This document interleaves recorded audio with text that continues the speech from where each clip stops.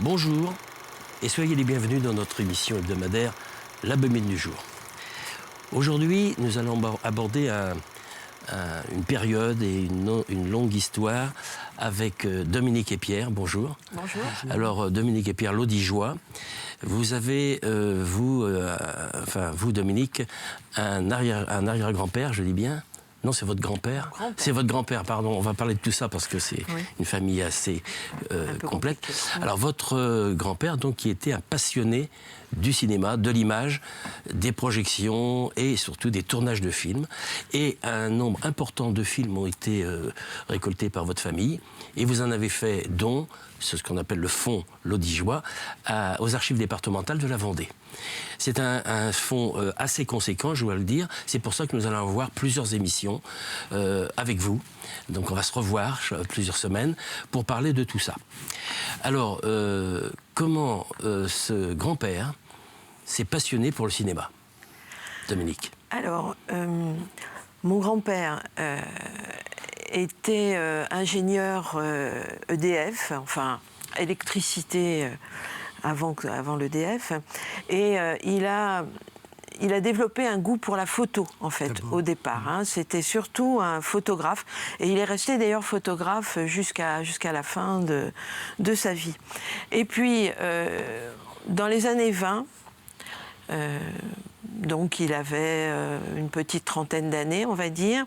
Je précise, pardonnez-moi de vous couper, il est né en 1895. Il est né en 1895, pour absolument. Bien situé dans le temps. Parce que il là... a fait toute la guerre de 14 comme chasseur alpin. Il en est revenu. Il en est revenu intact, ce qui est bien, bien. Il s'est marié en 1919. Et donc, dans les années 20, il avait acheté un projecteur Pathé Baby pour acheter des films, en fait, et les projeter pour la famille, hein, des charlots, des choses comme ça. Voilà. On peut dire qu'il a été un des premiers acheteurs de ce type de matériel. Oui, c'est à ça. l'époque, c'était Nous sommes en 1925. 25. Bon, voilà. effectivement, ça devait être assez rare. Donc, il avait des films d'actualité, entre autres, vous m'avez précisé, et puis des petits films, des charlots, voilà, des charlots à Rolloid pour montrer à la famille, que j'ai moi-même vu d'ailleurs quand j'étais petite, mais c'était bien après.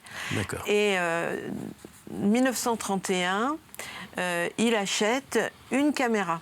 900. Alors c'était la même marque, hein, c'était Pathé Baby, et c'est les ancêtres, on va dire lointains, du Super 8 qu'on a pu connaître quand nous on était jeunes, voire des actuels films de famille en vidéo. Et donc avec cette caméra Pathé Baby, eh ben, il a commencé à filmer sa famille. Et il y a beaucoup, dans ce qu'il a fait, beaucoup de films de vacances. Donc, alors, nous allons parler de tout ça, parce que là, ça va être un grand parcours que nous allons faire. Il faut préciser que le fonds, enfin, ce qu'on appelle un fonds, c'est donc le nombre de films qui ont été déposés. Il y avait à l'origine 113 bobines que vous avez avec la Cinémathèque de Vendée, parce qu'il y a une petite anecdote, je crois, qui est à signaler, c'est que Pierre, vous, lorsque vous avez voulu faire des montages, ce sont des petites bobines, et les films partent, comme on dit, en tire-bouchon, et que c'est vraiment très difficile à maîtriser. Absolument. Donc il a fallu le faire d'une façon très technique pour arriver à rassembler tout ça, et à identifier, à classer, etc. Donc effectivement, la famille bénéficiait de votre grand-père pour voir des films d'actualité et divers films, mais également, il filmait un peu plus tard.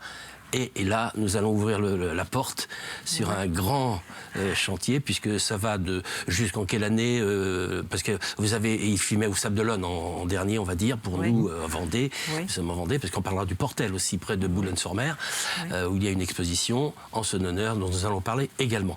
Alors, vous voyez que nous avons beaucoup, beaucoup de choses à dire. Ce que nous allons faire maintenant, si vous voulez bien, on va commencer tout de suite par regarder un extrait.